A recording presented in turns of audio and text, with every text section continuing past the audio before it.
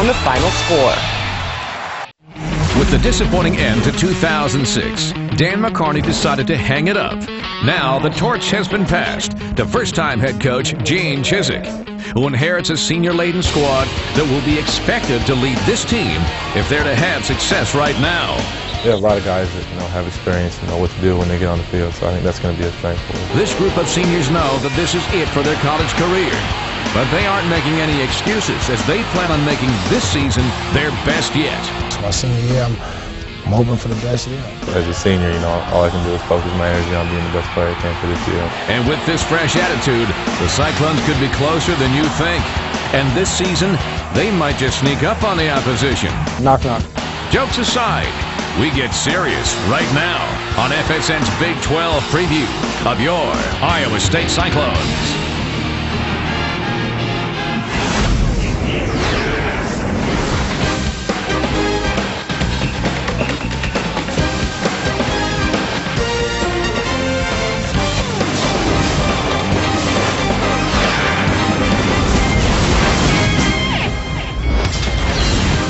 On the campus of Iowa State University in Ames, here's your host, Stacey Pace. Hey everybody, and welcome to FSN's college football preview of the Iowa State Cyclones. Glad to have you with us. Over the next 30 minutes, we're going to talk about a lot of things, including a coaching change. Dan McCarney moved on, and in stepped Gene Chizik. We'll hear more about him later on in the show. We'll also catch up with a few of his student athletes and check out more about the Big 12. That and more all to come on our preview show. But first, let's catch up with Pat Paris, who tells us more about the Iowa State Cyclones. Heading into the 06 season, Cyclone fans had every reason to be excited, and to kick off the year, Toledo came to Ames ready to play. At the end of regulation, the score was knotted at 23. Both teams scored touchdowns in each of the first two overtimes, and heading into the third, it was Meyer to Blythe once again. After a successful two-point conversion, the Cyclones went up by 8. That would be enough to hold off the Rockets, who couldn't match the Cyclones in the end. UNLV was next, and even though the Rebels made a late push, it wouldn't be enough to top the rushing tandem of Stevie Hicks and Ryan Cook. The following 2 weeks would be losses at the hands of interstate rival Iowa and South Bow, Texas. ISU would then come home to face off against football champion series opponent Northern Iowa. The Cyclones would rally late in the game to score with just over a minute left, putting them up by 1. And in front of a packed house, the Cyclones breathed a sigh of relief as they got their third win of the year. From that point on, for every step forward, the Cyclones would take 2 back. Losses to division champs Nebraska and Oklahoma were met with more heartache as they headed into the final week of the season. Legendary head coach Dan McCarney had announced his retirement, which was a shock to some, but nevertheless, November 18, 2006 would be his final game as ISU's head coach. Playing inspired football, Iowa State came out in the second half wanting to send McCarney out a winner. One player in particular who stood out, senior fullback Ryan Cook, who rushed for a career-high 179 yards with 2 scores.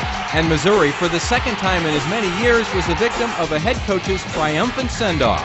McCarney leaves as the winningest and longest tenured head football coach in Iowa State history. His numbers aren't out of this world, but his effort put ISU football back on the map. But now it's 2007, and up to Gene Chizik, who takes over a Cyclones program that has nowhere to go but up. Chizik has been on the verge of taking over a program for many years now, and he comes to Ames from Texas, where, of course, he was part of a national championship team in 2005. He's had success wherever he's gone, being part of a championship team in 3 different BCS conferences. The cupboard isn't bare, though, as he returns 2 major players on offense in Brent Meyer and Todd Blythe. Meyer, a 4th-year starter, has stats that speak for themselves. However, this season, his biggest challenge will be to adapt to a new system, and his ability to do so will ultimately decide the success of the season.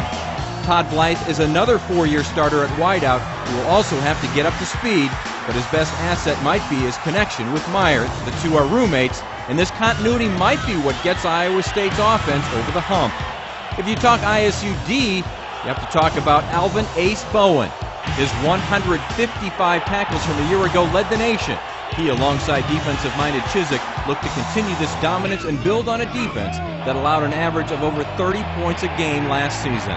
It's a new era and new expectations in Ames, Iowa. The Cyclones seem to have a renewed confidence that will only help them as they have a very daunting schedule in front of them in 2007. Thank you, Pat. Well, Coach Chizik has a lot of talent and experience at his disposal. He will be using that here to get this team back on the winning track. With that, let's take a look at this year's opponents for the Cyclones. Opening the season with 3 straight at home is nice. Kent State is first, followed by both in-state rivals Northern Iowa and then the Hawkeyes of the Big Ten. Then it's a 3-week road trip beginning in Toledo before opening Big 12 play at Nebraska, and then down to Lubbock to face off against the Raiders of Tech. The road just gets tougher from there as Oklahoma and Texas visit Ames. Then it's back on the road to Columbia for a battle with Mizzou. K-State and Colorado are next before the final game of the year at Memorial Stadium in Lawrence.